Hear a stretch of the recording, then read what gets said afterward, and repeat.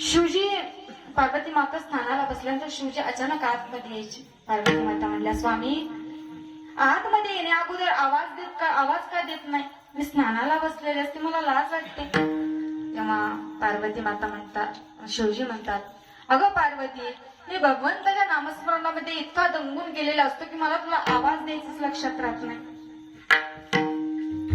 मग शिवजी म्हटले, पार्वती तू एक काम कर, तू कार्तिकेला कैलासाच्या बाहेर थांबव, म्हणजे तो कार्तिक कोणालाही आतमध्ये येऊ देणार नाही. दुसऱ्या दिवशी पार्वती मातेनं कार्तिकेला द्वारामध्ये थांबवलं.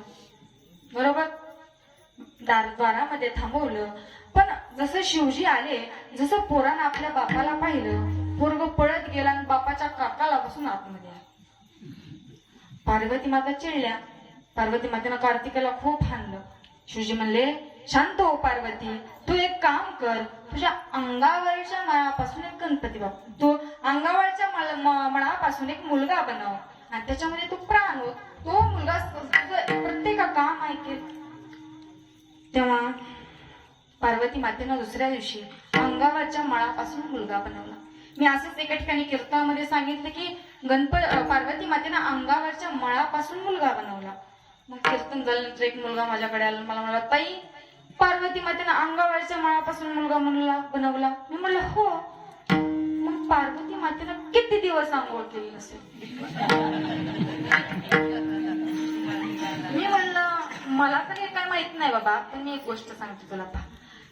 पार्वती मातेनं त्या अंगावरच्या मळापासून मुलगा बनवला नाही, तर ते ज्या अंगाला उठणं लावायच्या त्या उठण्याला मुलाचा आकार दिला व त्याच्यामध्ये प्राण ओतले. मुलगा तयार झाला. आणि मुलगा तयार झाला तर मुलाने सगळ्यात पहिल्यांदा आपल्या आईला विचारलं, आई माझं काम काय ग? संस्कारिक मुलाचे वळी येतात.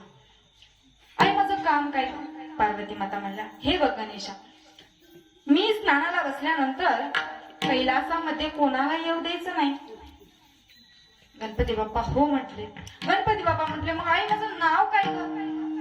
पार्वती माता म्हटल्या, तू माझं विनयाचं हरण करणार आहेस म्हणून मी तुझं नाव विनायक ठेवते. म्हणून गणपती बाप्पाचं सगळ्यात पहिलं नाव विनायक आहे. गणपती बाप्पा द्वारामध्ये उभे राहिले. पार्वती माता स्नानाला बसल्या. शिवजी आले. शिवजी आल्यानंतर गणपती बाप्पाने शिवजींना अडवलं. शिवजींना अडवल्यानंतर शिवजीला राग आला. शिवजींचं आणि गणपती बाप्पांचं मोठं युद्ध झालं. युद्धामध्ये शिवजींनी गणपती बाप्पांचं मस्तक तोडलं. मुलाने आई गा म्हणून मोठा हंबरडा फोडला. पार्वती